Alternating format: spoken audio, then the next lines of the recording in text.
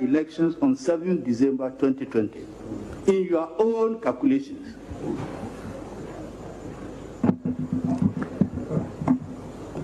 My Lord, those calculations are reserved for a meeting for us to reconcile the figures, because the first respondent herself keeps changing the figures.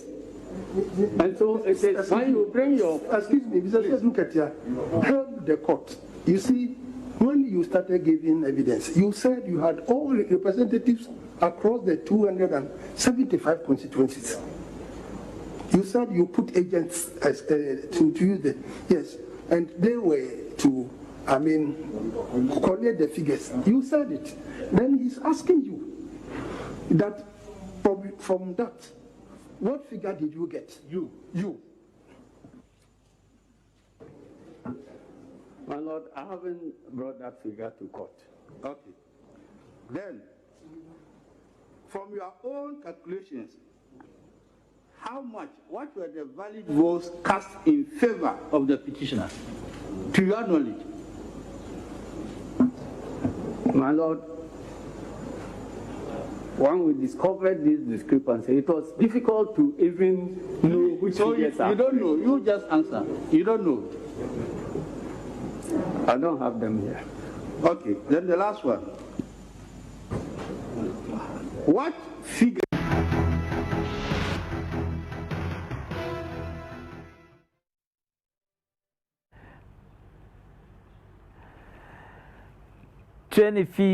of February 2021, Punch Jumadi and Abedafo Transiade Ebro.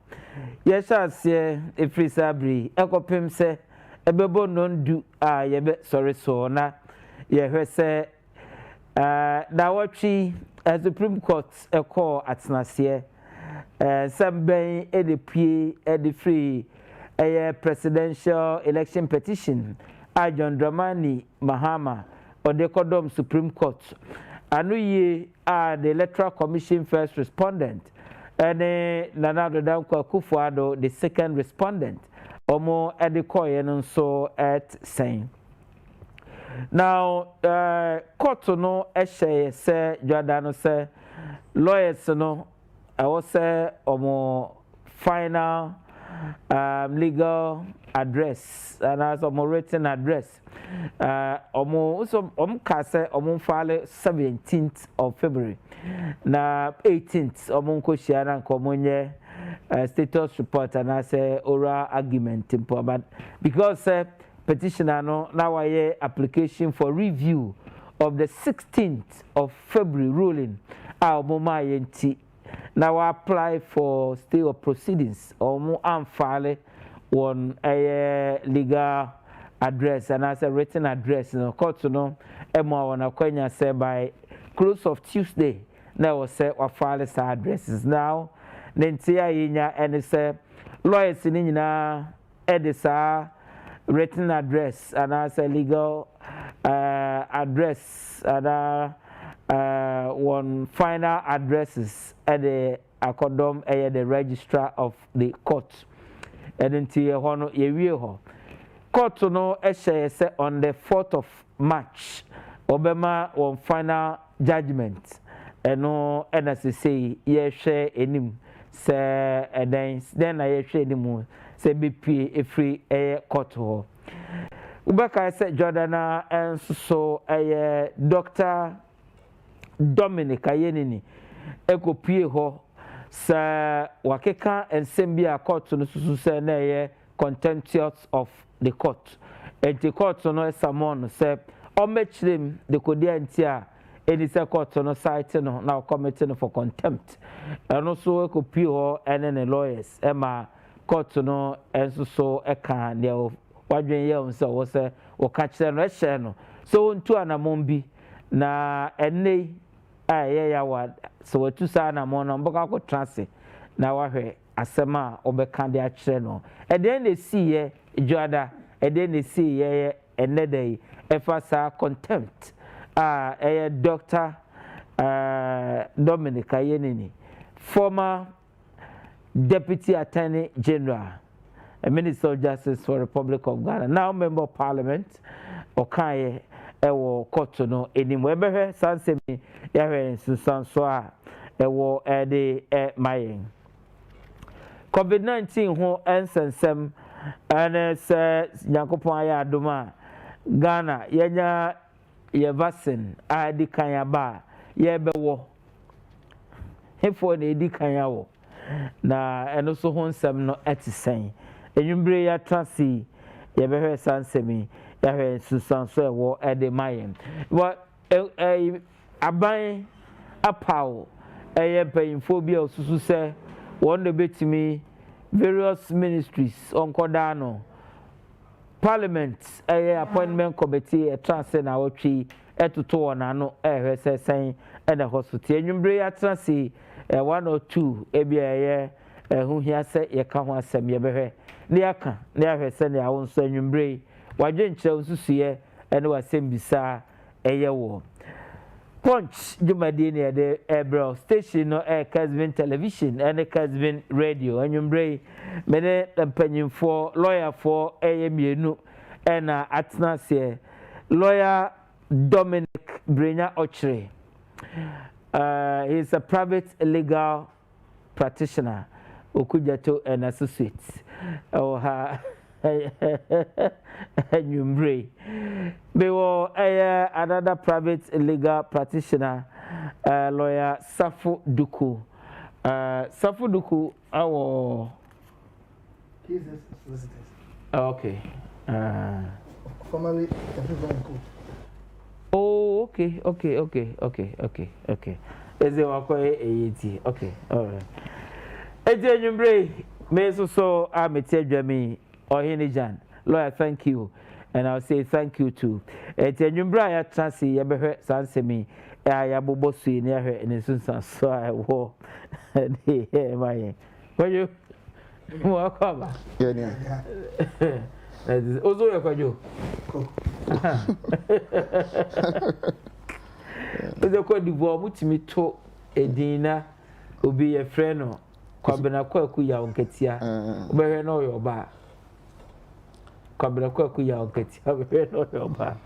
Enti enwumbre be wo lawyer Dominic Brenya Ochre eda me wo lawyer Safu Duku bako eye kwadwo bako eye kwaku bako nso so eye ni aka enwumbre ya trans ye be but of course wonim say there your friend no LGBT right also who says say QI abeka ho na QI no create them say ebi plus ebi ebeka ho enti I don't know da bia de bechi bia ebi beka ho ebi na mehwe eyi video bi wo India ho ba bi na e o mo si agua mama bi o mo address say ma no say o say kaki no be leader enwumbre ya trans ye be say sa a human rights ana se eyeden ade mbema ne man won sensem QI queer ne intersex ne wa hwan ya ebeka ho no eno nso so efiri hin eden na wo se eye edifa ho yempo ebinum sesa na otie yesu so ye culture ne ye niema bi sususo ne no bo abra enti no den ne yenye as a nation wadwe nkyerɛ nsusuye wasɛm bisa o send edeba ɛwɔ ɛyɛ sɛdia wo hu ɛwɔ screen number a ɛwɔ hɔ a ɛbɛkenkan ama wiase afanan enyina nso so ate sɛdia wodwen enwumbre yɛ wɔ punch dwumadie so ɛwɔ Casvin television and on Casvin radio now yembra straight away yɛhyɛ emfiri ɛyɛ Supreme Court lawyer me hyɛ aseɛ emfiri hɔ ɛyɛ kɔdwo wa monitor events yɛ na nyame adom dwada ena bibia eba na wiye court no share da obema judgment observe proceedings be see Jordan say observation about this whole presidential election petition no saying na etie yo yeah me da se obi say ejebe jana ya bedu na because of 2012 2013 election petition na Nyango Pandum, almost transmitted my live on internet. ɔman no sɛ obiara ani aba ne ho so ehu deɛ ɛkɔ so wɔ court the myth about say court to who ni no so ba from kakra na lawyers no so display the on be display said we know how ye no nti enya mama bi asa bi because this is not the first time second time ye hu ni na ehu say amanfo osua niam so wo the first na obi di hu obi go to court to feel kwa so we say won ko keke nya wa no keke na de ko so nya nyina so na de ko na de wasem ko to court no na won so de mrakwan so abua na nye emotions na I contempt the enso so a ekopie ho I Dominic o namesake Dominic ayeni na I court of friend na ape obedru ho no na wa yemre na also so yeah in fact obi kan say in fact say contempt ba ko kra ampia amfiri ma nko be so disappointed and ba ko pie free ma really previously first presidential petition it was exciting because bema part radio so kasaka sa fo be do ko na do say go achi no say bema o baby na unfortunately no sometimes ukoko ti nyina to ye sasam na anko ama in fact edu ba bia bia kra nyi wakono ko wo sure say de odi ko die e be dia ma na bia afa nchen ma judge na dwonya wadwene and you must be able to convince the judge nti me feel say Dr. Ayeni a minimum no achema de da onye obi okasa sa but na no ne pae ono ankasa so hu say anopa na omo frɛ no before so be court no no actual letter ko pacho I withdraw na yi na enye obi na share no ono ankasa no ko fa e de ba ko so wom that lawyer say be kasa nyina na ye wo mo a omo tumi any Supreme Court ne kasa omo ti omo so okay I say John ko fa lawyer ayiko tu na the contemporaries na bench no ono om kasa ye omo ye ma agrokra ba mo so na okra wo na wo join ne ye ti we so Dr. Ayeni Kofa former president of the bar oba ye no but oyade a o say lawyer ye e ho do be tree ono an kan client nanim nti o court no kra se obu na afuse kra obu beto yam na omo de asam che ne se ye kra nya ya se panishu bia but kwan ya fa so a kan ye no fa sa kwan na so kwatwe san na bra na any of court for say ko pejo ho nti ono so de o say yo mo akwaye ne na ko pan do mo ja no nti bi say esuade ma lawyers ni na ebi ntiase se wo hwe Frank David the MPP lawyer say ko gina ono ne chi na bra na all patch all king kind ne chopa de akre ensentrofo na MPP lawyers no bi e kan ho Frank David e kan ho kabi mano na am for say na dey that I don't need the beauty of the law you be gina courtroom akasa because we say e kontoka benya ntoka the client's case and yet all lawyer in the case so my emotions do a new kind of law or practice ma they be a big mistake right now and I will advance the case of your client falsely we are and yet we learn friends your friend learn friend we are brothers and sisters client dey obeba obeko but lawyers in here what we are yankopon my enkwan na etenkwan dia e be sia be do ba bi kra no me oba bi fa akọ e do ba bi aye opposite side e do ba bi aye wo fa akọ na enti so kaya Dr. Ayeni can say Frank Davis kra na e prompting say asem hakan wakọ abro so nti e hwa no so ko dadwe ne ho hu say wan kan ye nti eno enya wa etasi okay lawyer Dominic Brenya Ochre and o tie no esanhwe no enwumbre el punch jumadie so on Kasmin television and on Kasmin radio yeah group Jubilee year group na ye president no at the law school Lazafu Duku Ajebo Ajabidru on the 4th of March the final show but so far baby Ajabidru addresses filed na contempt there kopie mu ho na people were among for krana ebi ka say na then na day na ye day Dominic Ayeni ni ba ya na chachu awie omomo mo rule wie chachu sisa the books okokra bo ampacha wa manona poa otisi so no koye wa bitre Dominic Ayeni and all that. Let's look at the see what court that day na ye abe sisa abre ɔhene yɛnkyerɛ yɛahwɛfoɔ ne yɛtiefoɔ nyinaa na ɛsiane sɛ case yi ebi abada nti no yɛntumi nka yɛ make reference to the 2012-2013 one nti sɛ wode ne mmienu atoto a ne sɛ sɛ wei no ayɛ ntɛm of course mmara no ayɛ sakra mu no nso so a ɛma yɛde time to ho sɛ wei deɛ yɛsɛ yɛwie no within a short time no mfiri sɛ no so aboa na ɛnyɛ me nwanwa ɛsiane sɛ right from the onset no Supreme Court ma yɛhu sɛ nya deɛ ɔmbɛkyekyɛ ɛwɔ nneɛma ho nti wohwɛ a timelines kɔ ɔmde ma no yɛ ana kɔyɛ 1 day 2 days ɛna wei koraa deɛ sa aboa ne sɛ first respondent koraa ansa amɛtina adaka ma menya totena no ne yɛ sɛ ama nneɛma no ayɛ ntiantia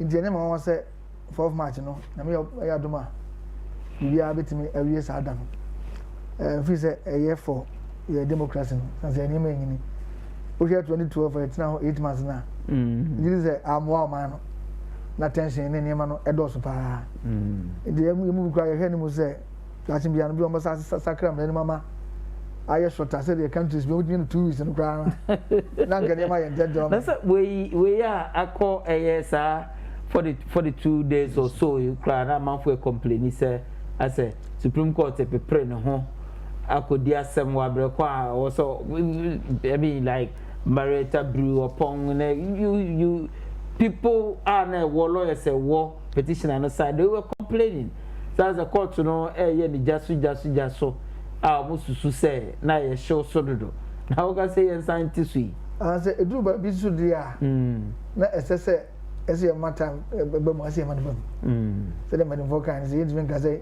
ye pentementi no ye this is attention ne it me gidi say baby ehwe betimi aye ho bibi de ne aye but ye ntem aye nyina boaye asoman e ma yetimi koye nim esen se da bia na se ye ti bibi so aye hu de ebesi na o ka de si sa da no de ya me gidi se ansa na ne kura tum go to be translate na yinim se dr yin e de ya o mo kugya no san so mo aka sa kan se o mo nya de bia mo twena so bia sen se onko ye de o ma che ne se but in first baby ye ti sa bo ne hwa na ye sana no se me gidi se na ne de e de ya e be de start no nti anya me ho but ubu sa me dia so fa meka se proceedings na interesting wo ne ma akoko so ne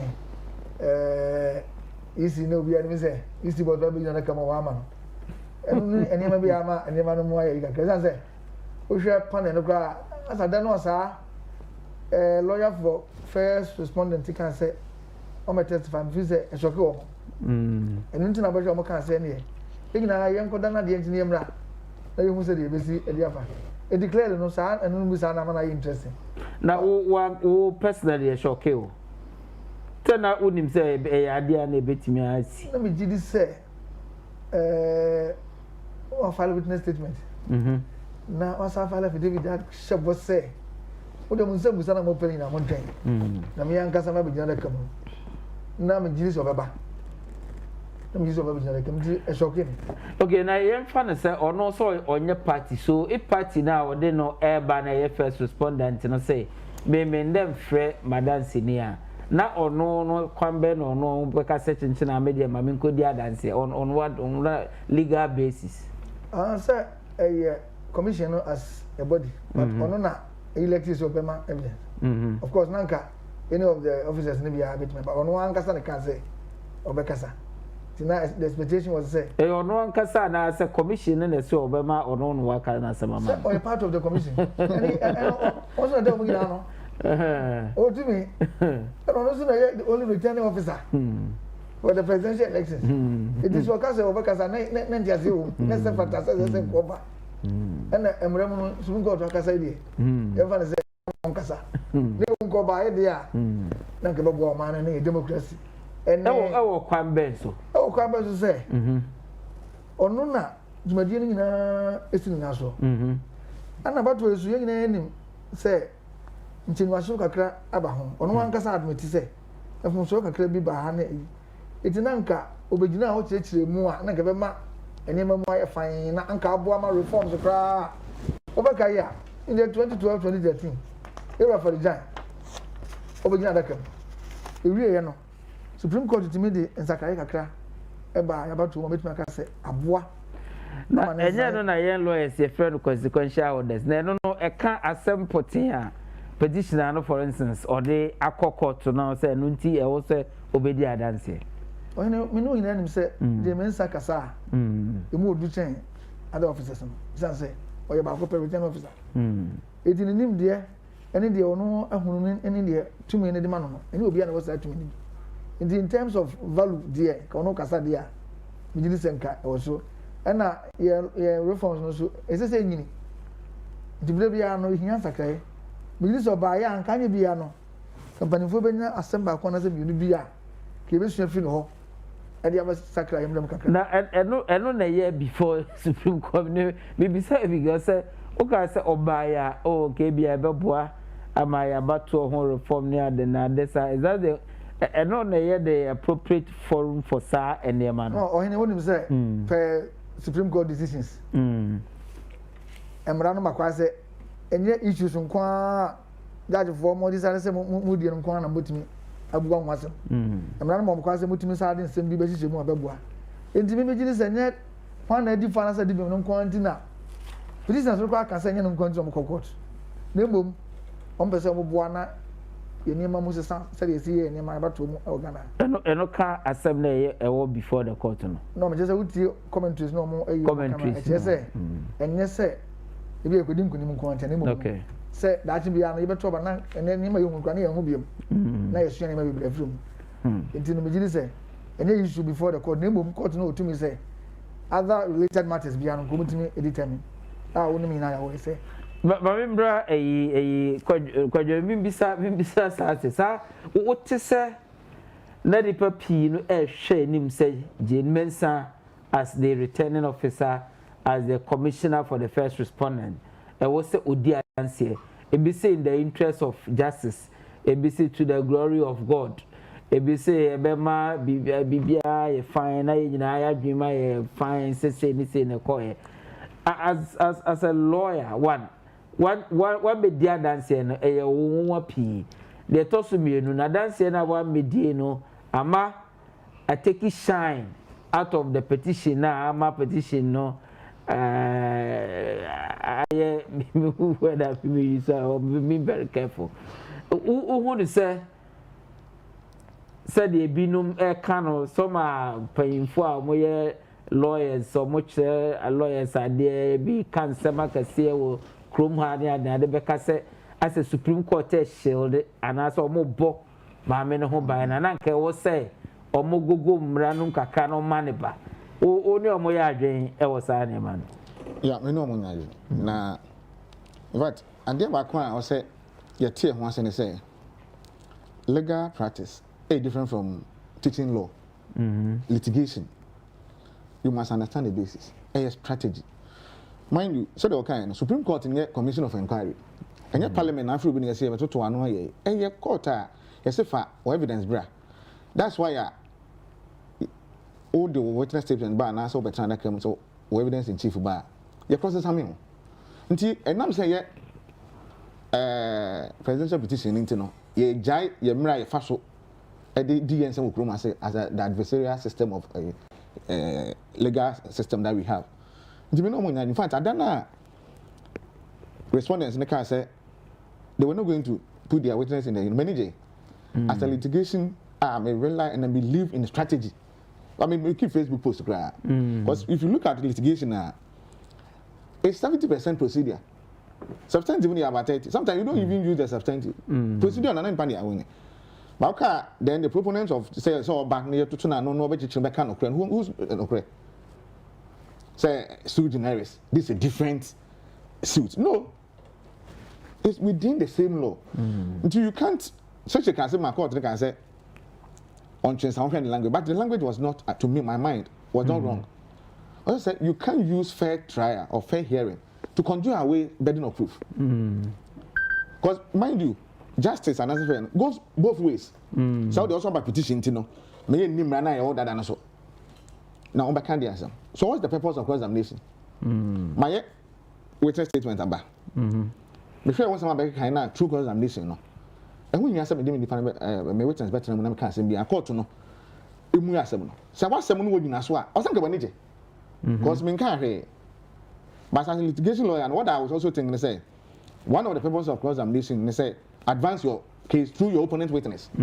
So you don't need to put a, what do you call it, your witness in to controvert whatever that they have said. And then, secondly,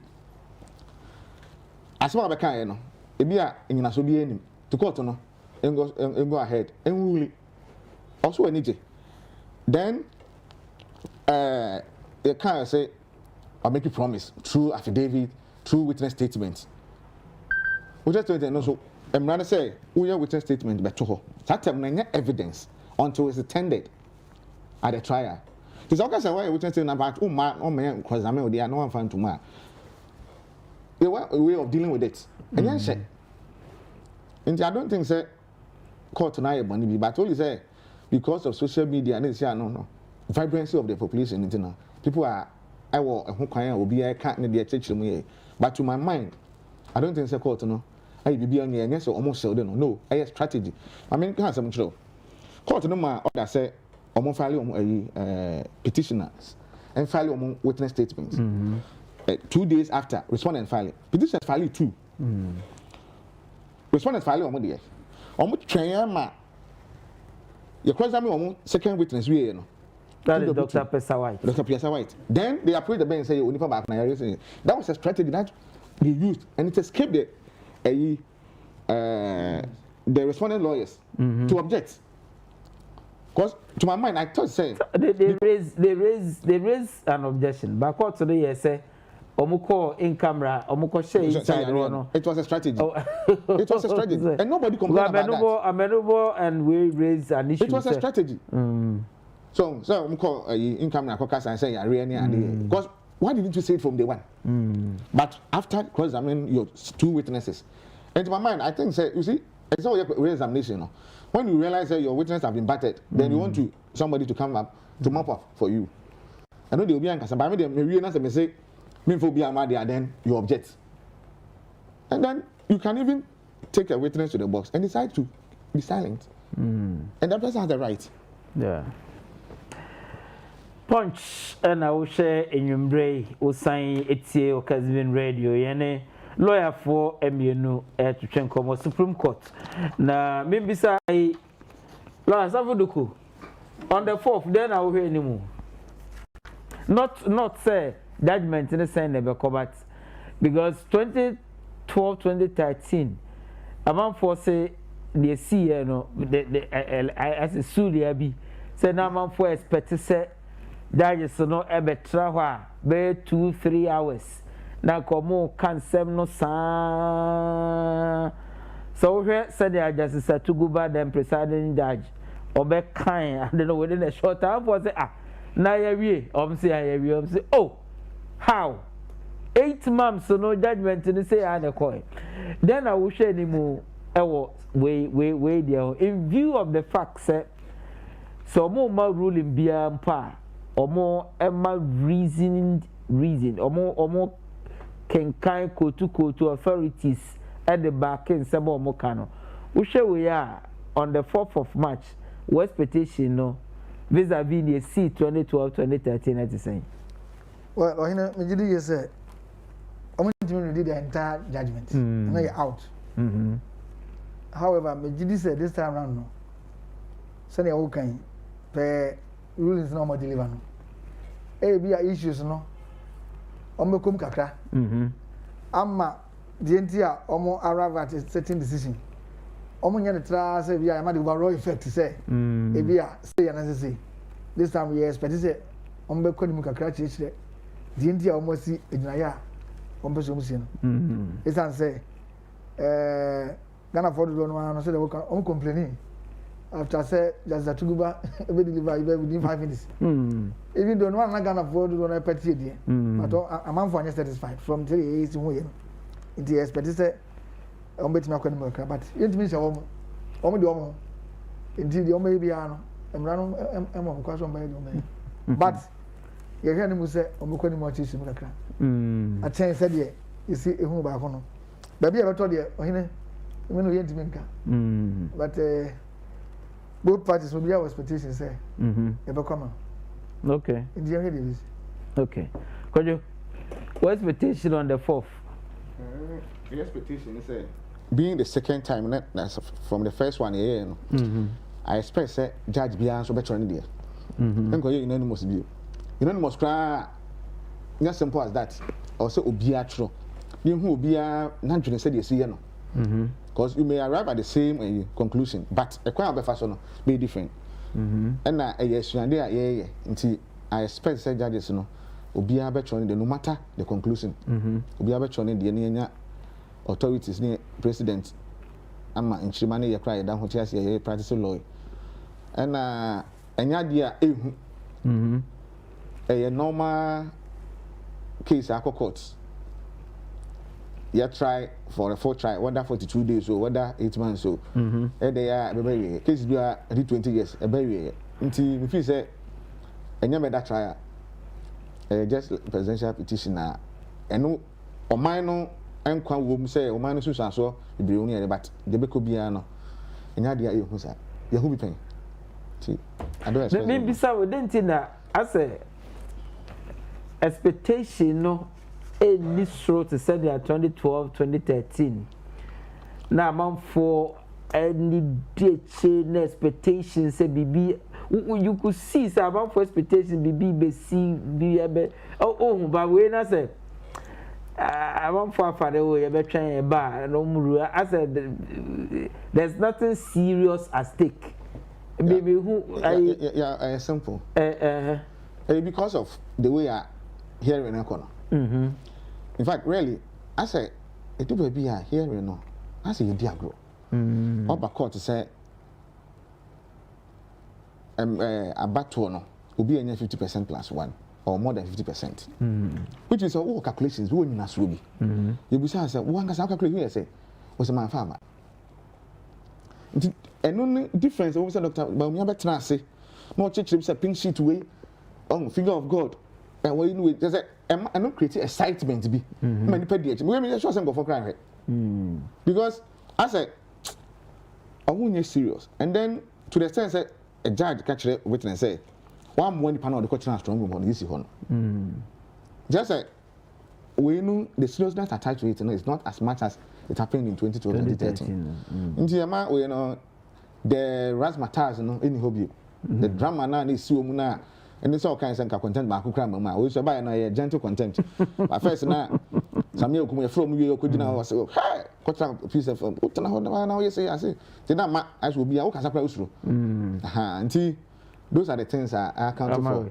Hey, Lord, then thing has a shine. You don't see sir vibrant expectation now there war 2012 2013 we are say I want for fun say as a because as some petition and the court no yes sir because sir nyama bia be there zero or say declaration na EC chairperson you know and now one more challenges say emremu ni the tumi mu no amfa yi eti o to them no mo fa bibia na me tire court say the other so court nyina de ma me no nkasa ka he so but I say na man for me say e be say ba ko no na e din kata ni nyina pensions na be go na e do so no so we nte sa the petition no be am kasa this is the matter of the case before the court it is Supreme Court nyina sa declaration so now we share the constitutionality of it the validity of it no ko no mo pe e din tinu say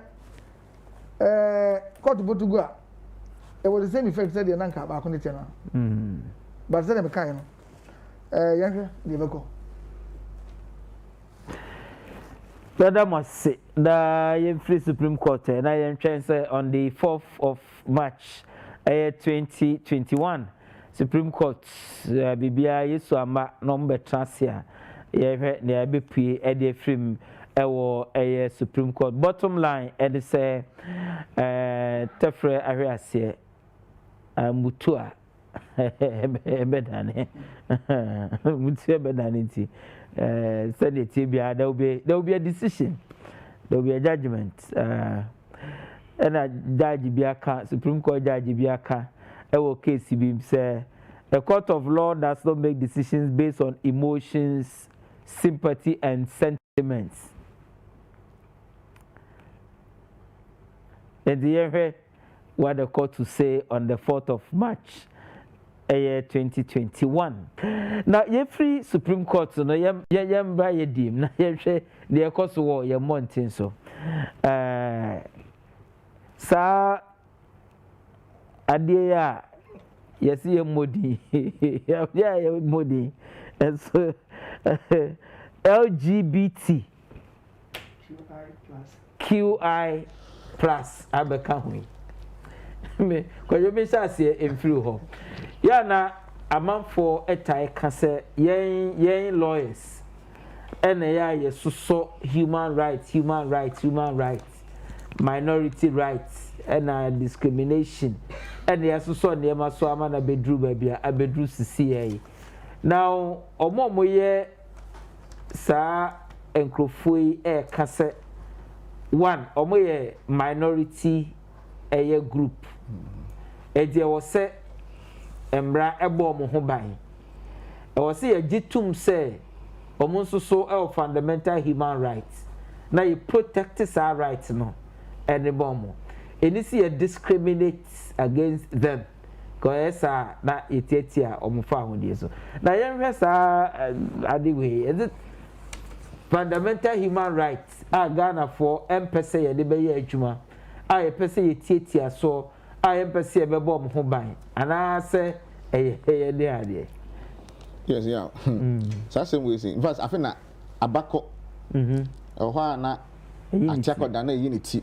the maybe am say 2-3 years ago obisa na nando can say it's bound to happen so someone was loaded by antiasia because said I didn't see abubo a eba agin no baby any right na oba kwa ne strength omo na nipa na woni bi wo ha so people of power chama as you say there we can only look at them na esi atoye there na be ye human rights as someone omo kan no I think say yes they have a right in the sense say obi na de ne ho o se me de me be ma me mpe oba epe be ma e de na hu na akobo no e de na koku no e de na akose no nti that is the human right of they have the right to life and the right to express themselves omo committee crime be have to profess to say I believe in gay and I say lesbian and I say transgender and I say intersex that's what my sexual orientation no nti I think say as someone you're mixing up with the what is happening and when we do that you lose the fight say if you say it's against your culture to engage in sexting what you do is to educate people obiafi school mu na we you cry educating people say no this is not right but the fight and the process and procedure it's not to antagonize the people it's not to deny them or discriminate against them when they don't cease to be citizens because they profess one sexual orientation or the other. So I think say they have a point and their rights and so on does not extend to somebody's private space. They say office almost in Kenya landlord say say na the idea me dan me what breach and then at times and as a covenant in the tenancy agreement in 22 and no they have not discriminated in any way because it's not a private public facility but so okay say bia nipa no because of sexual orientation you know aduma onfa no and I say twen kodwo twen me ma sorry meko tell me say a sin, cardinal sin, and I say a bonny say, Burma ebeda. A me time, and per se, Betty be, and men per se, me back, and I say me bush and be, ebe ye be. Yes. And unti me wa me private firm. Yes. Ope say, obey Jumao. O say, me will be, and I say me who say we be. Yes. Me say men per so this idea way, ebe ba me private firm. And I'm discriminating against you. Yeah, adwuma bi akra I want the criteria or the fan for. That's why when it comes to private firms, private institutions here, so we will hokra na you are only entitled to compensation for damages or something, not reinstatement. But when it comes to public institutions, that is where you're right. And in India. So that's the distinction. Inti, all behind me, dying. Mama terms or covenants in our agreements. What breach? Maybe you cannot even remedy the breach when you are called upon to do. That's me too. And you cannot claim, say, that I'm discriminating against you because of your sexual orientation. That is why. But in fact, the has a gun higher because also maybe say, boy, we say we got no namu almost no bono. Those are the things that I think say the discussions should center around, but not just say, oh yeah, nipa no prophecy kekeno, and I say me private firm, and now me family dying my own no, my beauty of human right. That one no, that's not it. Now, baby, ma, you be share, say o profess because you major issues. Ebi say be your crowd or munya kwam professor criteria. You shed and pass a law ankasa. Say you be prescribe zadi and pusa munya kwam profess because they say no. Ye criminal offences act there hono. Only against say oye or natural canal knowledge. But so be nam ho mama you know mo de omunsa to omunsa yam no mo kwa offense be na o de kwa ko odino enti bi se ka ye shedam pass mbra kra say be ma ni be ma mo ntimi appear public say mo ye ebia ampra force aware force me ba ho ana ya hwe sade no but me call lawyer safuduko na me nyina dwenche o de safuduko yes they okay no LGBTQI, they say be crab abacaho. My name is Mr. Ocher, say attack on them in the Union film. It's as a sabi, and Ranoquet will be crowd what the body no. So we have a chronogram as my infant come. Name said the okay. So who will be so kind of also good body, so I say to me, and say, good body. And your bro. No, but Bonnie is Bonnie no. Bonnie, our kind so no. Ye constitution so aka say ade bia ye begia tum say ye bone na ye ade a etia mra ye define in law as sanctions ye we nsusu na ye known enti no say ye nsheda ni mra e kire say oba ntimi mfi oba no ba ma ntimi mfi ba ma no e den no aka say so be prepare say o kofi obi ano aye bone number cho say obi kwaje office say odreni akrofo now we corner or tell you say who police near to fa clear him away na say you say the best jacob corner yen and so near can say was that the conspiracy more conspiracy akwa di bone no so conspiracy or congregation on national canal yeah the analogy near far fetched the analogy near far fetched you are going to the extreme so what that say you going for no. Who says I want to say free? Now, because we're gay, how do you know send the panic on national canal knowledge? What's me gay? Is gay? No, is it synonymous to having gay for what is the practice? It's not really. Gay for them or Obi Need our no ban be man. Calling na. And also what say me gay, me a lesbian. What say omo go train on my intention. That's fine. In fact, it's speculative. Tell me we should not. You see, you be interpreting we go to the absurdities. We go to the extreme. Let me say anybody no, okay, remember the very interesting issues. But I don't see that be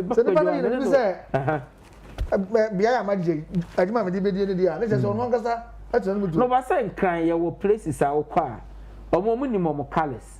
Ura baby. May I know a place I'll call at the color honor they go there or more nim say this is the place that they go because their colors no is painted there. Ura but free where about me and carry one channel say because they go there and sit there, drink like said baby. But anybody make public pronouncement we are say any different or any way there again. If I say the office where I did say yes I did. No, but you call phone or call you almost scaly warm Johnny Free Honor. Sir, Johnny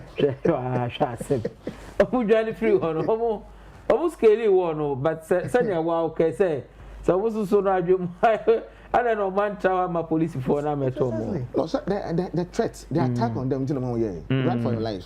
So, run for your life. Yes, because what now be my baby, I be going down. Kojo na say no mo jatum sa de na mo ye na enye. No, because of attitude that yeah show chiro mo tell mo yes. Enya de wo na wo say feel say enye. No, people have raised issues say. Sa argument ye mu bi say na ye culture boy bra na anyway no mo say ye nyatwe because culture there a way of life of the people until so be susu say as a dynamic it so be susu say so person say a culture man she trousers say ye man nyina she trousers oh and this will be susu say ne culture them the culture na we no be ya aden na ye accommodate no na ye fa ne say ono so sa no person or living a life and no person born bra davuduku. But me and then yeah because obi timi transfer say me dey me nware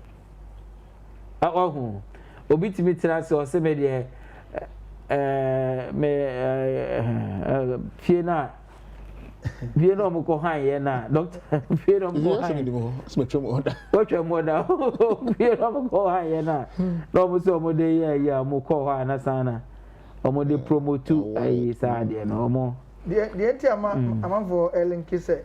Because you could be and say, gays the name lesbians on there will be an unnatural canonage. Do my right fact, say there cannot be gays near here. So practice on Encoso. Now, unnatural say, unnatural canonage, you can technically. Say, a software. Omo so aware omo ne omo yire num da efa omo achi excuse my language and also say your natural canon knowledge it's an offense which section is it 104 eh clear also a person oban be ma obi a person who engages in that so what they gave for no can say nyatwene because a member so omo aware omo yire num a omo ne omo yire ne your natural canon knowledge yet omo wi an omo be condemn omo no. What do you say to that? I said Obianco report to there and when you're going to be. So the gate for me and so share there no Obianco report to Monso. Obianco report. So when I say me now, how do you report there? To make your producer if I don't know for I say. Yeah, lost. They say I mean they were not to capture any money in that's go as it stands now. And the Usu say yes Samra na kayem for me shame expressing they say good to me and professor say we again. David for now, I know Amadia, na American idea. Argentina won't per se, Obi be professor so ye gay. Say gay no.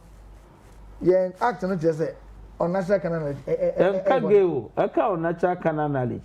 And it can be a baobani by my worry. Penetration will be a penetration. So no, you read down our natural, true or natural way, or natural canon knowledge. Then Gilina, I send you a report to no question, I may be sound as a professor, no, and yet the act itself. Professor, they say. And Baba, let it was say, Yamra, and see on Mukai say, want to mean po MP and team and some by man, say, no, and my Yabia. Oshe omode ade to to omo na omo nim say we anyway utumi krampo enye saade no on say samra ne ba ene betimi astop say omo nko act no kra enko wuro mu ade ne say free baby it is ya so no ho no mo dia na say makwa say no nko so dia na I was say ye concern say I was say ye society concern say yeah, society there. You person obi be professor say oye gay. Is that your concern? Sir. Because you see at the end of morning, even if omo ye ni suma say omo be chef omo be pia bonten de omo nsa to omo nsayem. But omo be kwa ye bibi say omo ye gay say omo be ye ni kokoam ti say ni awo no ye be bibi akokoam. Lumba ne ka o se senke tututu a. Okay. Aho. Okay, we and ka we who bet. For you see at the end enye my culture there. It is yes so. Okay. And then then yet me awoma abewiase. Ti ya man for can say. Say see mo bi akwa man ye bia. Then o man ebo na boss a ye ngani pa bia. Da o my boss say o my bono. O kan dia ya sa on na saka na so yet me film o be. And so na yeso yemra ni tia. It's a brand new. Okay, how about lesbians? Lesbians, they penetrate. How? How say? I want to know what's the argument. I'm the same. Penetrate is natural. I'm penetrate crab natural. Any for a man, no. If the natural one, you're Banabema. Or yes, and the finishing panel. Very interesting because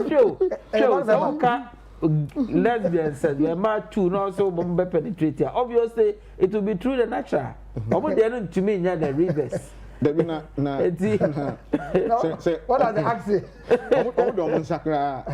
That's a beer and son on the far back door. And they are natural canal. What is canal? Canani or Banabema? Yes. Okay, Mr. For purposes of Fabiana and Crabby and Naya. But yeah, sure the laws, because you've been brown. A man for say, and yet enough say, yeah, they are share your criminal offences act him say Okoye or natural canal, a ye offense. Young go beyond that. Na young co pass emra, a bit proscribe. So we professor say, we are gay, we are lesbian, we are queer, we are interest, we are one. Yeah. What's about to say corner? Yeah, intimate. We can't do that. I didn't hear. Saudi Arabia, what to mean consoled by Saudi Arabia to be one to almost. Almost can we escape? Arab world, into if I want to almost. Yeah, passing by, yeah, I want to say you. Now to me, COVID by a lockdown, $100 million and you have a way. Let me get okay or more practicing this LGBT QI plus abaya. Yes, they are the captains of industry, international multinationals companies. In fact, any country, be South Africa, Ghana, yeti. Oh, be a president, be a better attempt to say obeyana. In fact, a come there, but the want to mean survive the next election. I'm not for you, and you know. I feel quiet. Well, let us sit in my baby moon. Brother, no, what we should do, Sunday we say, and then Abba. And what are that? Only say education. I said, now we are discussing it. But do you know what people do in their homes? You don't know. So then now can worry for Ankasa in the Omoye. But to be questioning them, police didn't call around and say, or will be them, they don't know where they will be the Waba. Say, oh, me say I'm here. This is how I feel. This is my orientation. Instead, say, the babu omo. Cause mind you, then Tina was say your boy say yes, sir. Yeah, it's a feeling. Almost they don't have any control over it. Sir. Yes. Now, because you ever do baby no be soon the feeling is so near boy die. I want any consent. No, but I think in Canada or more legalized specialty. Time. I know that another kind, you know. It's bound to happen now. It will happen. Oh yes, yeah. Because and never be slavery. Abichomko. Enti yentimi say and I'm say see an yen prince no ensida. Ebesida, ebesi. This boys schools, girls schools and they on 1 year. Sango for one kwachire wo. Omanga sa come last omo kan me say you was secondary school here. E kire am we na menim. But there was boy bi a wo ho ano obetan no don say tutu wo say akwa we dey want say okra open no tutu do. In fact later no say that was the thing in him. Into what no in say bi a na say omo so suntino so antimi minim bi owo ewi secondary school ewi secondary school 27 years ago minim bi say dey oye. So but idea me feel say our approach to it no enye emra obeye na be free ho. What about the panel and professor but obehand na one nete omo nem ko so won sa na ba na na so ne sa obeka say again ti o che ya na ba boye. You can't. But rather now ambassador you who say that go for we na say what can we do to help them?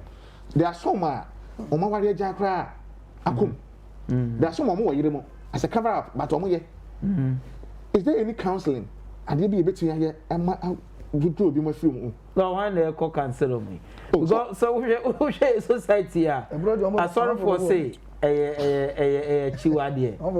Muslims say haram. Yes. Ye traditional for say ye crowd support polygamy then na work society way so. Edina say ye wo hwe as a group. Nneema ye prophecy nyina no ye tia saade we. Dan na obi ko set up cancer center kran krofo wa be show. Yeah. Yeah, a bit and day or to be yeah. That's as far as we can go. Okay. You to me, we have toothless bulldog say we can't do anything about it. Because why is it Siana? Yes, so say no more yentino. But support. Yeah, we draw. Yeah, by the starting. So what will we do? We can't. And we must have innovative ways of dealing with it than this. They deny yeah. What just come for Ghana how? And also, is it not illegal? But it's there. We know where it is. What have we done? And it's not enough so when enact law also. How do we even enforce it? Because there's spiritual issues. So, say oh, individual will be but say hate, maybe preaching hate against them. No, that one won't help. Okay. Last of all, sa argument say which infinity so as omo munum yi no obi anim say obi onum yi kroma bi osori anopa dia owo so onum onum kakra bi na bia omo chi omo painfo omo hye kama anopa obi a nye opebi a hye nko obe hye me wa na afa ne so wi ye illegal nti ka ye mfa ne saa na ye ntata ho saa ne ye nyai say ye bomu supi ye nyai say ye say ye nhemra ye ban so mu profess ene ne keka ho na ye fa ne say fine so almost say no mbe ya ye nya omo but mema ye antagonize omo but when on say boni we no dia manfo akoma e di akire pa and no bisa say dey tin e wo say ye obi business say onfa na akoma nkodi saa de na chi so my own business e any party at the show mine you can mind your mind as a nation, you know, any part of money and my own mind. Now, any Suban be amfa, any part of my mind is so money. There's a man virtually, no. A time will come on, as this. So, you mean, and it's also a general. If any attempt to be as there, you have so much to say, a senior guys, a young organizing counseling center, and Yajuma. In fact, they will be met with the strictest from Amanfa, can assure you. Maybe go be but you go for. Na sancrophone no omo ye no would also be right say wo mpese wo your time pu say what is o be ben ba man pu say o ko so ni mu ka pese akofe na no ana so ne na akoye bibi obi susu say ono de eno na ma ne ye who he is but the na wo say eye obi ayi say ne besi menti ase well why well idea amamfo nyina akoma edi akiri edi so mo po amamfo ntiase edi omo so mo no so e fe say amamfo ntiase mo mo e fe okay o ni idea nyenye so mo ntiase a omo ntinyina o amamfo so aye prepare dia cancel on ka say lawyer o ka say o de be lo say mo to honestly that your baby about say a madness me point you be send me message say another pa but you see population ya do be mu ye ni na e have a give for you LBGT you QI ni na ni ye starting grow David here ni na na e be tia enti e bi awro so but mind you na I'm for interested in the moral fiber. So you ever said, oh, I did one man who's say, oh, man, crowd. Who's moral? Bonnie, yes, Bonnie Kitwanim. Bonnie Kitwanim. Bonnie behind Bonnie. So you will say Bonnie. Every champion. Sir, and I say, criminal code because every day. Some of criminal code now can say, I must say religion, morality, culture. I don't need a count. But if it's about religion, Bonnie behind money. Oh, yes, that's all for your can hear. And I saw for any Christopher from Cambridge there. Only be doing a year, and on your money, impersonation.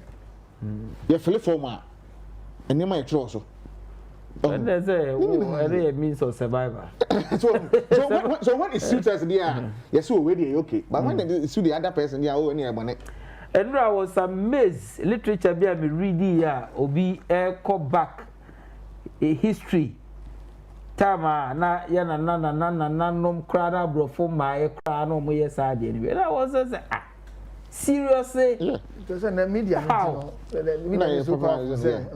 Social media, see, I don't know. But seriously, man, My for country be the way Omugo Amopao. when you go see office was Saudi Arabia, and I say, You must educate the population. Say not to preach hate against. Yes, because senior council. And then I association of Abino for Nubofu. For you know. So because we do baby, I know say almost all my fights and they accept two of my binos. Me so me about luck. And then I make a son of tea. Until we walk out. If done alcohol, if you know what you mind, my own. I wish you even a cover yesterday. This uncle for Roma, and then you move away from that. And to say, yeah, that's the way you say, can't. You wish you be a beer over pond. No, the conductor I've been on the annual one our penny about but when they own our pen, I will elect to say, Obako Yegi. The argument is that it's innate, it's with them, it's the feeling. Sunday, yeah, who say, be a woman, baby. When you generally tell and cancel when you don't, some almost feel say, I'm wanting Kabi. They don't have control over it. That's what they say. That's what they say. So how do you also hate somebody for something that he has no control over? I have some more. I don't know the president can't even say, It's here with us. it's a very, very serious this thing. Ghana is a God-fearing country, and we can't allow such.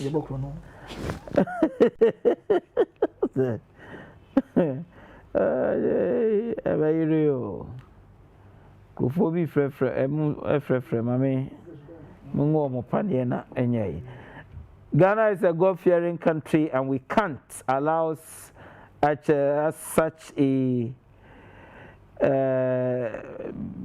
something act. I support him to close every LGBT branch in Ghana. Okay. Please, if we claim gay and lesbian is right, then it's right for people to engage in robbery, smoke, and sell drugs. Oh, now West Sudan they call extreme. My name is Wafa K. If a man married her daughter, what do you say about that? A man marrying her daughter, that is incest, and it's an offense. Yeah, well, there be a friend prohibited degrees of consanguinity. Bro, focus here. Prohibited degrees of consanguinity near friend of family tree. Untumi no mame enda. Untumi no nuaba enda. Untumi no ba enda. I don't know. So I know the untumi. You can't do that. I am Dominic from Ejo. So these people are not more than us. The LBT doesn't have any moral value. If they want to practice, they should travel to countries where they have legalized it and do it there. If that armed robbers will say it is a job, not crime, what will happen? Interesting. Please inform the NAPCO.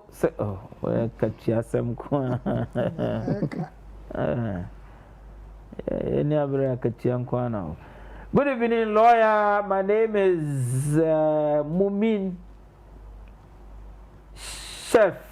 But these people, when they get them, we have to get a battery water to put inside their stomach, and they will just finish for once. Our leaders to make sure they will not accept it against the lawyer. But these NDC people, they are wasting our time. Should forget about them and let the money flow where the youths are suffering. Please, lawyer, let Nana know that we are suffering.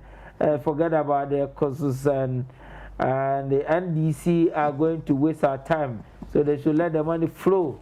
Forget about them. Okay. Hello, my name is Eric. Please tell your panel who is in support of the LGBT. It will be good to go hunger as a country than to support this nonsensical idea. So, Now, Honorable Chief Soso Future MP for Mina said, please, lawyer, I salute you. In fact, Ghanaians are thankful and will forever be grateful to President Akufo-Addo for shutting down the office of LGBTQI plus in Accra, but we strongly appeal to authorities to amend our constitution to combat this menace once and for all. Let's fight LGBTQI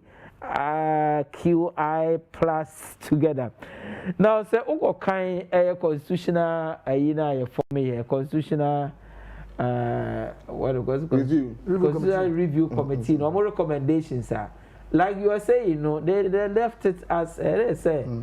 It is as a sana yenya sana yemhwe nebesi, you know. Teacher constitution we are say all those who are peddling falsehood about COVID-19 vaccine should stop. When did we realize the whites want to kill us to reduce our population in Africa? We use their cars, phones, blood tonic, home appliances, and so complaining they want to kill us. In fact, blacks are ungrateful. Greetings to Dr. Baumia, the Vice President of Ghana. Hey, your constitution, are you sure? Please, the man in the middle should not speak of human rights and laws. He should speak of abomination and taboos of the country. We are serious, so blame away from a person says this one. Are you? Human rights now, Kekano. Walanyo in Akatia says LGBTQI promoters must be left off the hook, including diplomats who flout our laws and support the Satanic Act must face the laws of Ghana, if indeed the law is no respect of person's color and the country of origin. Why don't the Western world legalize polygamy, which was even allowed in the Holy Bible and so granted in the Holy Quran? Now, we prosecute about our law. Any law be a Jesus support to that's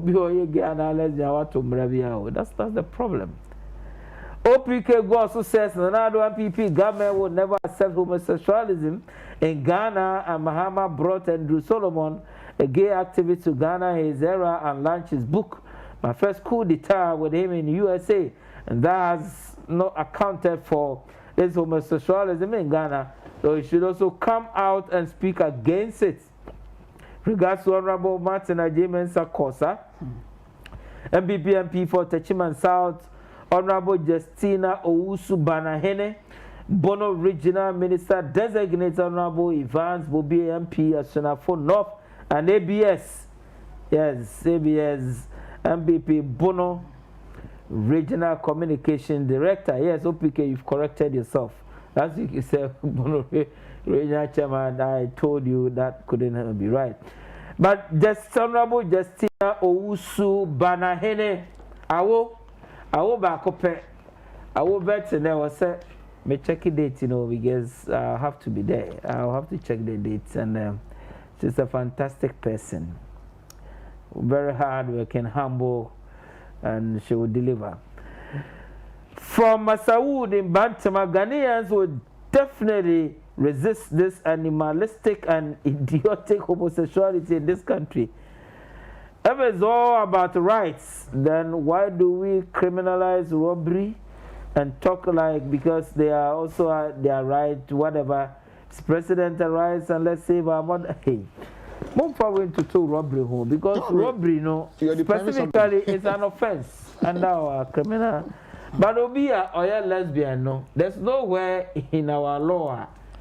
Because apart from unnatural carnal knowledge, you know, if more carrying queer for there's no law. There's no law. The only idea we are law no crab, you know, a gay for. Then also crowd, it is the act. The acts now, physical acts no be no. And the evidence wo ho obet me prosecute. Which you don't know. Obet me prosecute no. Na be na ko bi dem akwa hu obi a prosecute no. Apart from that, if they profess it, there's no law. Unless say be offensive conduct then to public unless say a beer or more year a DB in public rather than that. You share your hona, you who watch it. Me hang it, be man, be my hang. Oh, was that the Pentecostal hat? What do you know? Cranning me and Sana. Now, Chicho, Robin, no can on the contour. A boy, that be Robbie someday. Good evening, lawyer. And support from Bedase in the Bosumche district of Ashanti region. Lawyer, I'm so impressed by how the Supreme Court Justice handled lawyer Ayeni. Greetings to Bar 4 Kwaku. I'm watching the 4th Jachihine and Nana Mankwa from Pong. But they are sick, Dr. Ayeni, Wahuni race size. Hey. The petitioner has called it no wrong. Amos. What am I do see? Oh, the petitioner only let the court decide. From your Ponsa Crofa him fear if you are afraid to take the COVID-19 vaccine, no problem, that's your right. But don't pollute others' mind with their diabolical agenda. COVID-19 is real. Greetings to Dr. Baumia, the Vice President of Republic of Ghana. You remember vaccine no so because I don't know the near do near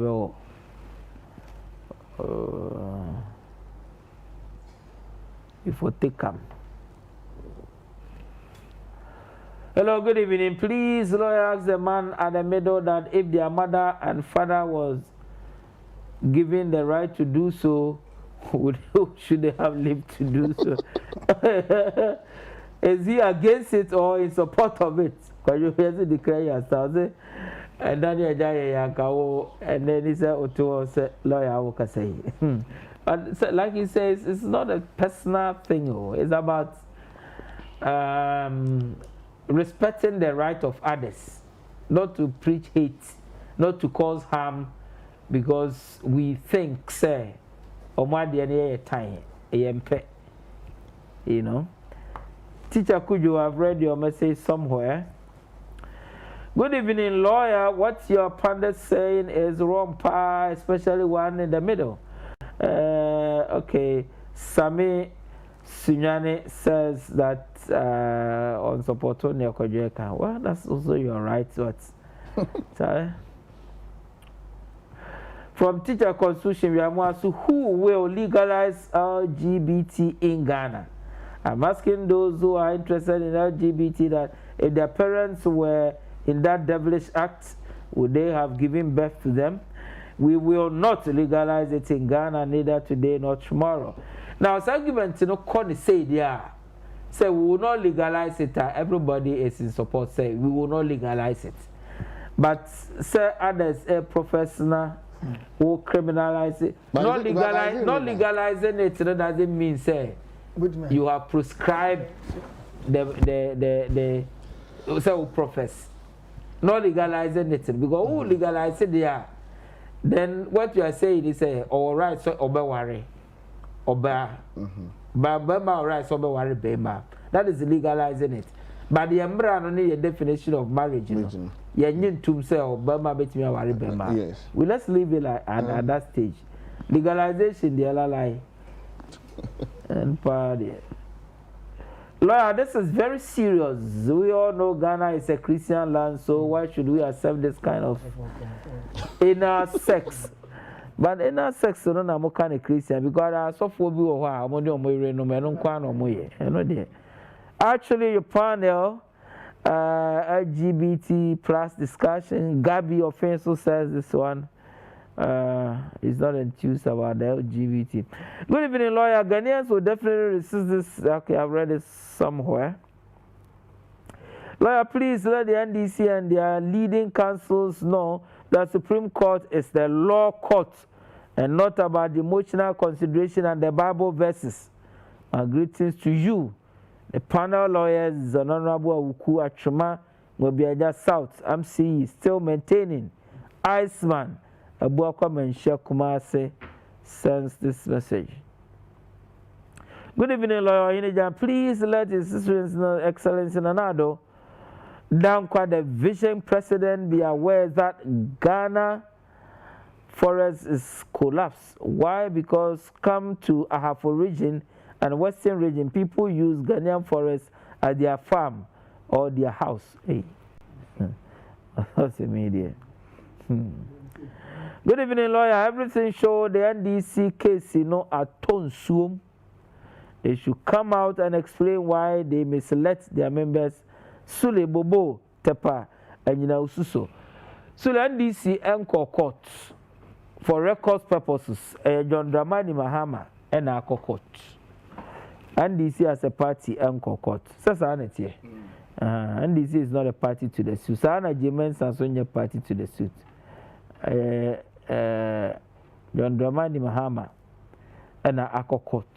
Sabanobia nya more than 50%. And what 7 year court. Now about a and Okrapa on Simabiasa, Yambra COVID-19. Now you have COVID-19 was Misha Zefi, Lasapuduku. COVID-19, Vassano, first by Aina, ya deliver Alande. Overall. Now, well, yeah, I heard you busy.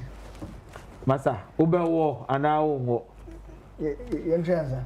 Oh, Chan was the one and go on our. Why and go on our watch the walk? The Republic is that will be our dear. We didn't know. Now, I say your optional. I'm just a maybe I'm a dear, and then come to here. So maybe I'm sorry, dear.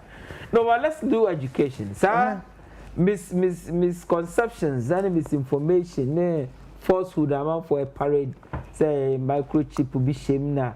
Why be you say this and my people can answer some a bit cry confused about Sawi.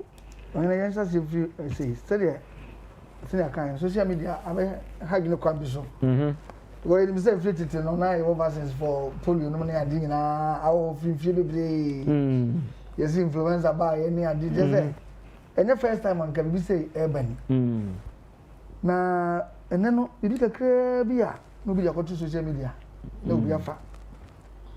And he said the address AstraZeneca vaccine. India for the Roma about dream.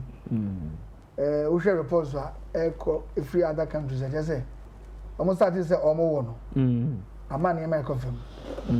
Is the medical experts there council say and then the best solution to the problem is here one. The way name say ya dey say the SCT program. Say BBC ya amadia. You need the best in the next 3 months. Because before even September, October, how can you say Ghana have cried in car? I say cry to answer. And now it's the second wave was the third wave. I just say on the average, then number 700 a day, I feel them say about 500, 400. I clear any solution we are. And then I'm done. Am I and Uncle Adam the Sika? Or my bomb, the Timidisa Adriaba. It immediately say, and they say, I'm one say. 600,000 doses of bedua. But if you say the Omakayan, those who are in critical need, no one shall see floor. But eventually, in about October, there are about 20 million people there. Including you. Well, we can't afford to lose our lives at this time. Apart from you losing your life, endangering the life of others. Others, no, and you say, as a papa, that is what my peninsula of Fan Jose. Good news. If you say, Hannah is saying, Econo. No, we best say, Yampe could be home. When I say at the day, say, we could just go in or test now. Say negative one, change your positive, so positive one, and as some go to tell. Now, a serious, you pa. Into where the Emma Penifone go home. It's as some way there. Where you are, some year can you? Yeah. It do require about 1 hour more, and as my 1 hour more. We need some more. All of them say, me. Hey, Obi got certificates of our maybe on one of the come over. Say, yeah, TV. One on warrior. Sir, there is this fear, say. We was a person who Africans. No, I say it's so easy to do that. Also, the other more different. And I said, you know, the other had different. Into with such an echo around the year. Yeah, you answer the way you have 1 month for your class, you know. You could be enemy. It's as no be case. No, but company na or yes, abasi no. Sika no invest into sa de no penny profit o. Okay, sir, Serum Institute here in India. Such a big company. No profits no more dream ho. Go Africa or do. I don't know because the Ghana for Europe near you will be on my Bahamut. Oh, I know so many people ma will be. Oh yeah, my clients back over to so. My just can do. We don't know. It was a some head. The best example for you and Temna. Because 600,000 cry. When you hear me say aba abontin se enye no krese wa e affect Obama no o ze na rumors bi so ko wo bi ahwa na ma Obama kra be shenki se be ye bro se dem say me Thursday me na me Dr. Koboye program o baby okay emphatically he stated say saade no enye no kre and no alone no is okay yeah no alone no is okay because say how they call they are very and call they okay and into him me say the abai e dey enough say the bay aban for be come na more na at me abai say no time cry to me wa insignificant yeah be ma impact no nyake se bia sa e mu say oh yeah first delivery aba the best say more na emra na say it me cover the do no am jiri say e be cover the rest na ma Ghana eventually you be intelligent. That's a COVID say I know I'm confirm one. But say economic activities in be anywhere a bit me a general national be. Basana as a nation. Your name na e yakwatiri. It is good news but when for na more na account. I'm account. Na yeah really on yanko. But that's the only way. First one I landed. Yes. Your boy mpanyinfo abaso. Say amakeke. I mean, Ghana being the first country. Yes. It shows the diplomatic finesse the first African country. In fact, President Kassim said very much. Number February. A good news. Okay. Because COVID news Europa. I did here two things. Either so survive and also do. And now, so I can say what other implications. Inti, my young friend in Niagara, who feels I won't care for your life, the others, you can endanger the lives of others, your relatives, your loved ones especially.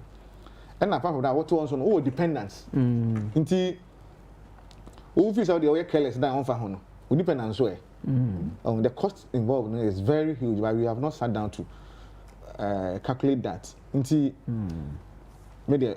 Minya me wofa sa na mre bi twa mu ye se de cancer okay polio di ba ye so na nye na man sabi ebi be ye ayarefo fi nkwalabere ye ntumi nye bi obi ko ye ban so a then ye be fa kwan bia so a ye be discredit no na do ka tran ko say abrofo be so omukuye no mo ye den no metra ha na so me fa ya sa se betra ha na so no wa utu say e fa faith hu ba bia nipa na ye kan kwesi ni nema na sabe adwena na be yitima ye sa nema ye ko hwe YouTube bi obi ko tran ba bia na ko fa nema piece together video no wa ye voice over yes oh bakaja se bo nyum bi kra say no kan 1985 sa COVID-19 beba yes say oh 5G no Billy G so no that nyumutia ne COVID ni number bia enti and some of fact ana asefem we was a share areho say ye ntu ani bi obi ayi bi ye beboa na say ye be use ye be opportunity no then ye sink of adwene ni ti na heye say yare ye se hospital na me hu ayi bi a say boafo dey ato Facebook mensia hospital omo ma wo fufuro ma tena yi ho no say dey esi eka abrofo no ebi si ha say ya ina nkenti ebi ankenti ya nti ya sempa obi obenya opportunity bi ya no awose wo UK for wo ye no you say omo tuma contain about 70% of the infection nti it's good news. Israel they about 70% of the population omo yankwa dey be find every means and nam say asem bia no now obi is Israel Israel how is Israel na men or no Israel no how so bi na also 40 catch us. Yeah, man, penny that year. Archbishop, Cobon, double mask, you kind of say. You must live with common sense, your conscience. Yeah. Yes, I tell you, I say, who could then I could say, I'm going to buy into where you are, and walk up. Maybe you know, maybe you're not only. And then there's no second chance in life. Empty, you're careful, you're adena, when your opportunity, sir, Uber what they are not fast na waji. Na, and also soon, say, still, I say, you're actually na your boy home buy. Very important. Yes. It's crucially important, say, na your boy home buy. If it's a COVID, a home sense me, we'll look forward to it. Now, the final issue we'll discuss, the best is you ever bet in the course of Parliament. Now, Mr. Free, so far, vetting the course of Parliament, and you bring statement to Kujeto Blakwa, especially about ministers are about PR so far. I want to me explaining company or porter, Omo Basini Frontier. Frontier went, because of that, Omo minority, ever gang up. Now, Oman Bekisho said they are disqualified. Now, people have said, look, qualification, I am a minister defining the constitution. I didn't you may not like Nipan answers, you will be on a broad for your day, whatever, but I know your grounds are. With me, they are disqualifying. Yes, I they are not. Let's look at the vetting process so far and where we're going from here. Well, I think I'm going to take a time. Because of time and then but as I will share some issue, okay, not having a crime, say, Minister of Health, ever appear before the vetting committee. Now, obey discloses, say, Unim Hono, this and a hygiene. But I also believe that Parliament has a body so a crown from it, my faso. I share more. I say a tie and to be Saber Clay, I'm a minister. I believe that a depend on the competence and qualifies with my idea. Yen share honeymoon. Because we are just one event to be easy. I know so no, maybe I see more quite say. Or make my constitution to be into it, I should. Na omotima di pepepe ato na emono eni say omode no ka say saade ya ne ombe but they may have their reasons here be ayenso yenim it be the benefit of the doubt but yen here watching there what we are looking for is say nipa na yabo de no aduma no obetima especially omo ma yibi dan yen share omo previous record no na yen share based on vetting no if they qualify there, because Omar can say any decision you may take will be in the interest of the country. The message say, it be a personality, it be a bamu. Now, some of my add this in Oswa. The Minister for Transport, any Okada issue. Emma Okan said, we need plans to be legalize Okada. And also, Emma there's a back here before the elections. And this is a lunch manifesto. No can watch it. Emma, quickly, MPP Bible party is almost so. Crown at a key steps on Messiah. Talk, I said, no more, they no more engagement interactions to see how best they can. Well, a quite so with my cousin, be a matric you of them.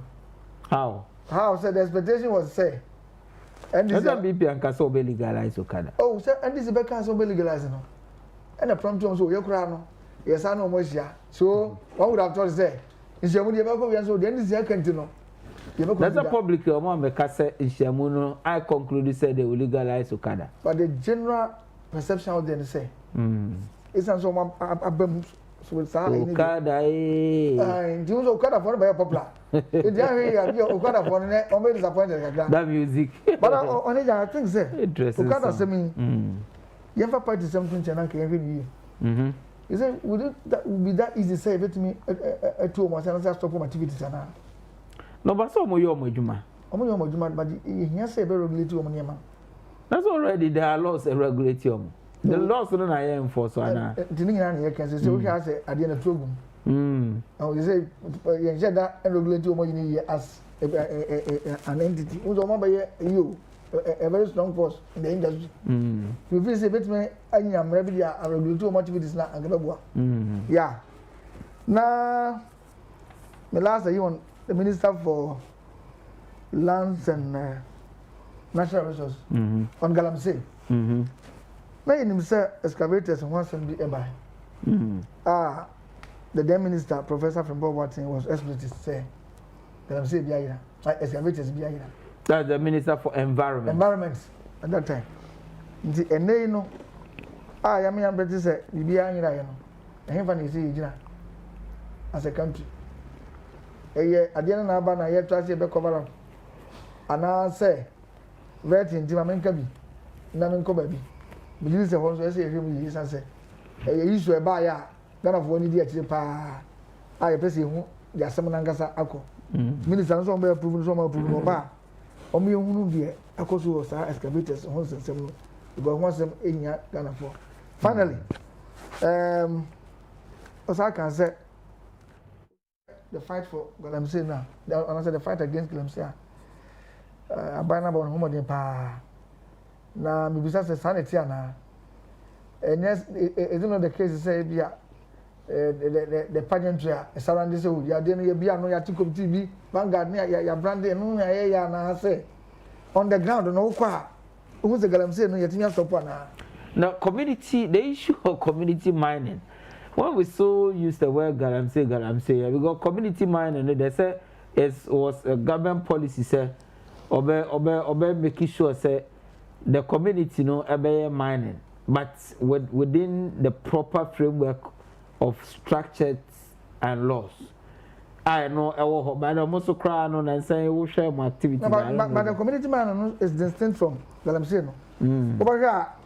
But there's so be too good be I saw you Galamsey. That be Galamsey sense some buy you know. I buy no be say yes so for no.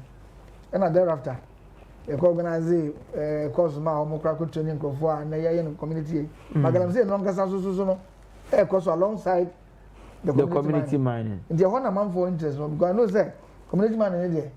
It me e control and mama and my course. The Galamsey one na. That say we.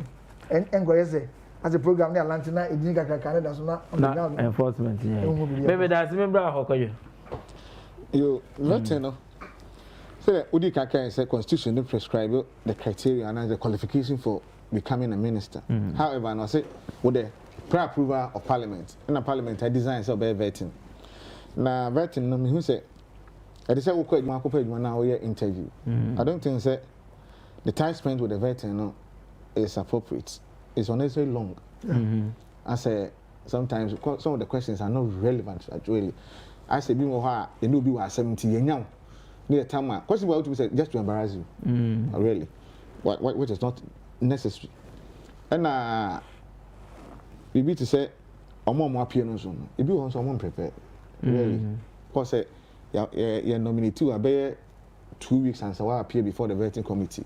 At least sometimes we also say, have you received briefing?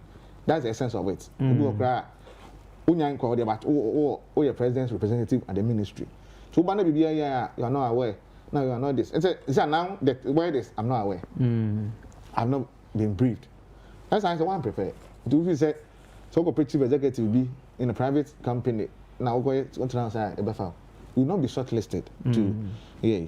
One other thing I bring is that politicians on a public platform and then before vetting now you see say the excitement in some your opponents now what I'm happy about is the admissions of error and the preparedness to apologize. A very good thing if you say going forward anybody any politician or be kind of young we should know the dignity of every individual must be respected. Yes, I'll be some good panel now feel back vetting I'll say I made an error and I apologize. Just like that. The harm has already been done. So, inti vetting, it's a good thing we should continue. But if you said that they should ask relevant questions, very relevant questions. Yes, sir. And now, who be questions? So I say, answer on the man. That's the person's answer. You don't insist to say, people say, now we repeat the question. No.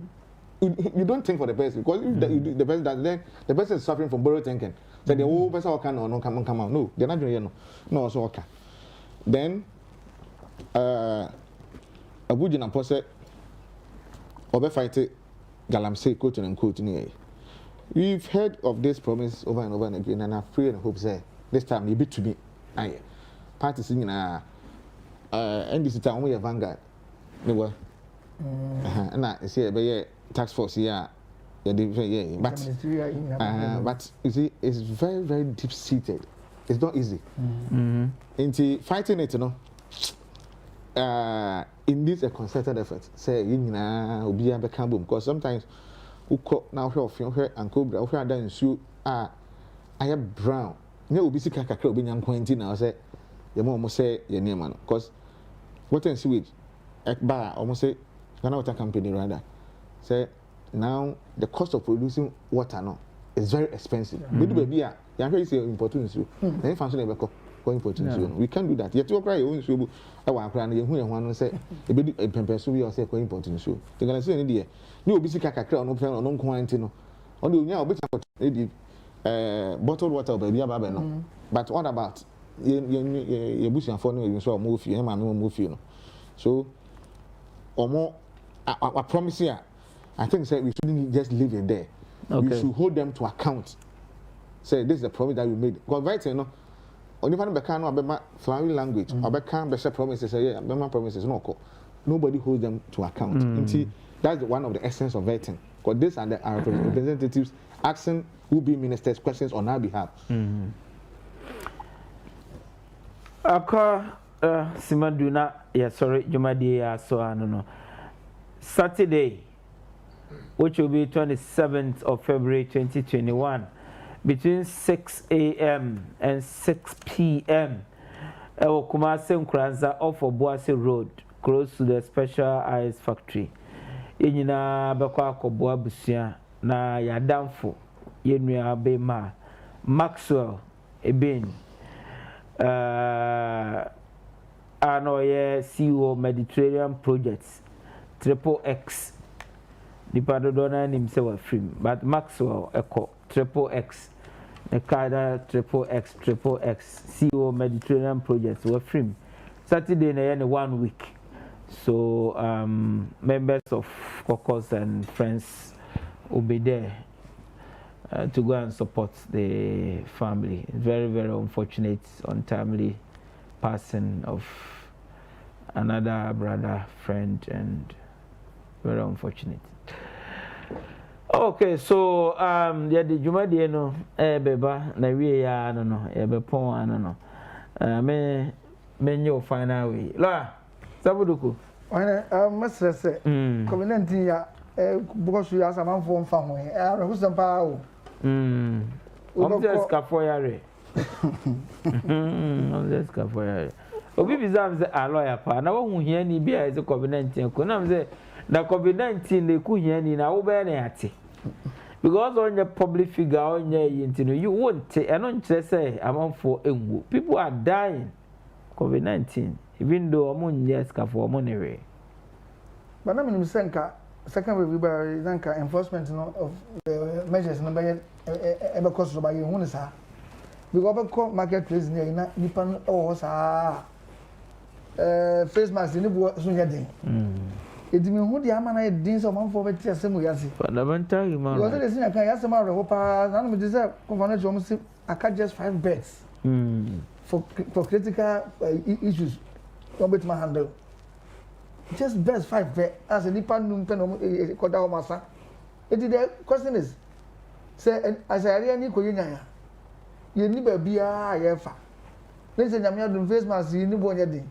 na man for so mo nya dia mji say security services no more yen and come start here na engagement go for more prepare community union dia but almost say jai it is almost to mu gum kakra ma yem feel said ehu be sha man for mu amama hu say yare na ba bia duro no ese ina ye fa ne say yaseminya ne timi so no ne basa Ghana said ye ni health facilities do no no nya go pon ohun mo bona nka nyema timi akofa ba say city say ya man for aja gu mo ne dia be say emoye so we be boy na security for no betumi atom ogum oh how Omunti omu no munye den. When says about president the announcement said the answer you want to the next day once the post for them who's on face mask be anya no what's the group na adite amanfo. The no na more lawyers must human rights abuse see. Oh, na they prevent such we serious issue asem na abawu. Enye no matter say bibi aka go to human rights be enim.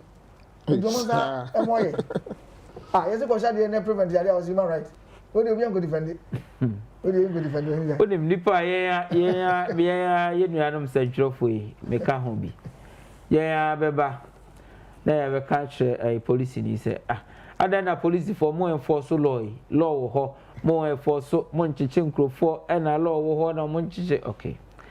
Omugo jiche nkrofo de omugu ka ba kum na omudo so kakra na ka no ye omudu ya na ye santrofo asan de microphone ko na police ni awakofa nkrofo be ye de omu nyina kogu ka ma odi omu aye say no o ntusu say o se kwa de nka ne tie no kwa yeso omu de omu enforce no omu president kwa omu na mo kwa ma fum say omu ye kwa visa be bo anya tie no pense ne mo say ye kire man for say police ni na go hu bi be to so ama omu timi aye ye say ni na aboye ndi yen hwe ho ma ye no na betimi asra man me das me kokwajo na me nyina dwoncho on this yo council can't enforcement. Ghana your mosquitoes law, but you have a problem with enforcement.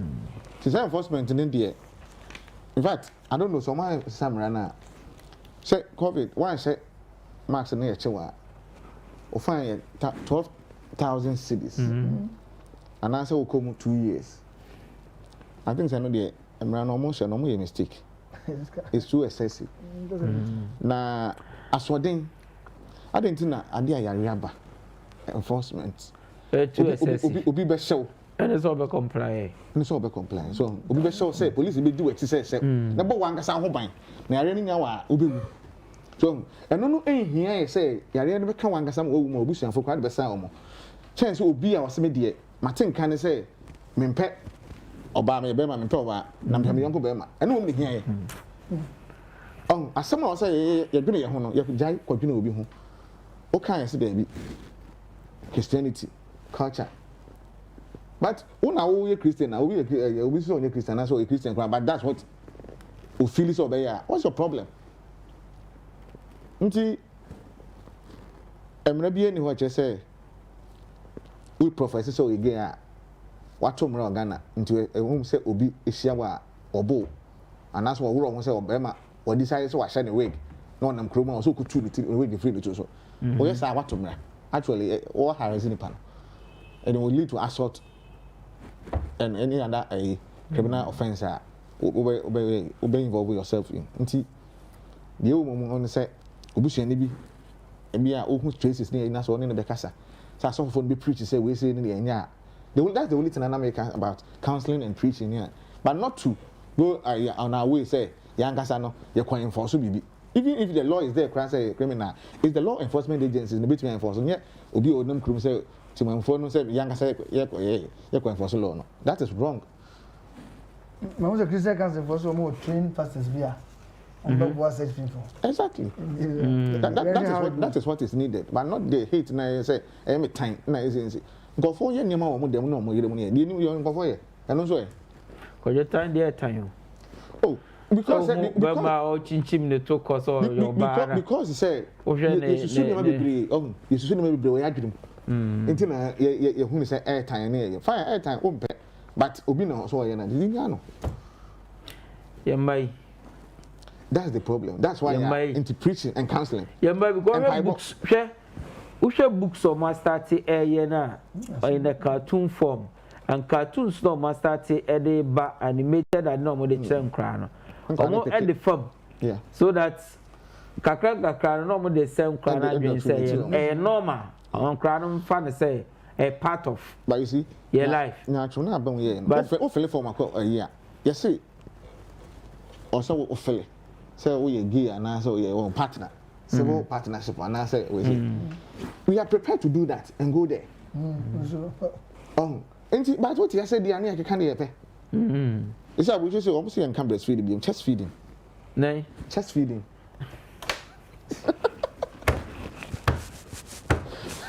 So So this is gender neutral words.